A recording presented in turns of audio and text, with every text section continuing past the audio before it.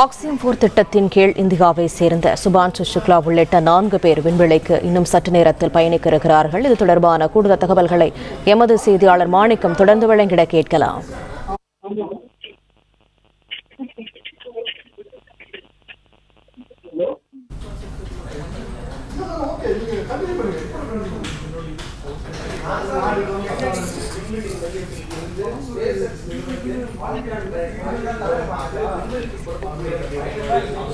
நான்கு பேர்களும் அந்த விண்கலத்தில் அமர்ந்திருக்கக்கூடியதை பார்க்க முடிகிறது. இன்றைய தினம் இன்னும் சற்று நேரத்திற்குள்ளாக இந்த பயணம் தொடங்க இருக்கிறது. விண்வெளிக்கு பயணமாகக்கூடிய இந்த ஆக்சியம் 4 திட்டத்தினுடைய குழுவினுடைய தலைவராகவும் இந்தியாவை சேர்ந்த சுபான்ஷு சுக்லா செயல்பட இருக்கிறார் என்று சொல்லப்பட இருக்கிறது.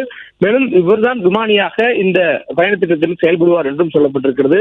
இஸ்ரோ, நாசா, ஆக்சியம் ஸ்பேஸின் கூட்டு முயற்சியாக மனிதர்களை சர்வதேச விண்வெளி நிலையத்திற்கு அனுப்பக்கூடிய ஆக்சியம் 4 திட்டத்தினுடைய இந்த பயணம் என்பது 14 நாட்களாக அமையும் என்று சொல்லப்பட்டிருக்கிறது. அதாவது சர்வதேச விண்வெளி நிலையத்திற்கு சென்று அவர்கள் ஆய்வுப் பணிகளை மேற்கொள்ளக்கூடிய சூழலில் 14 நாட்கள் அவர்கள் சென்று வரக்கூடிய இந்த பயண திட்டம் அமையும் என்றும் சொல்லப்பட்டிருக்கிறது.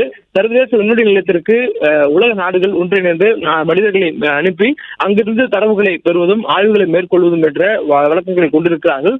அந்த வகையில் இந்த முறை இந்த ஆக்சியம் 4 பயண திட்டத்தில் 4 நாடுகளை சேர்ந்த தலா ஒருவர் என்ற அடிப்படையில் சொல்ல இருக்கிறார்கள். அதில் அமெரிக்காவை சேர்ந்த ஒரு, இந்தியாவை சேர்ந்த ஒரு நபர், போலாந்து மற்றும் ஹங்கேரியை சேர்ந்த ஒருவர் என்று மொத்தம் 4 நபர்கள் இந்த பயண திட்டத்தில் பயணிக்க இருக்கிறார்கள்.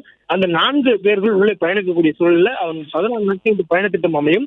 இந்த பயண திட்டத்தில் பங்கேற்கக்கூடிய சுபான்ஷு சுக்லா இந்தியாவின் சார்பில் விண்வெளிக்கு பயணம் செய்யக்கூடிய 41 ஆண்டுகளுக்கு பிறகு பயணம் செய்யக்கூடிய நபர் என்ற பெருமையும் பெறுகிறார். தகவல்களுக்கு நன்றி மாணிக்கம். பிளே ஸ்டோர் மற்றும் ஆப் ஸ்டோரில் இருந்து பாலிமர் செயலியை QR கோடு மூலம் பதிவிறக்கம் செய்யுங்கள். செய்திகளை உடனுக்குடன் பெறுங்கள்.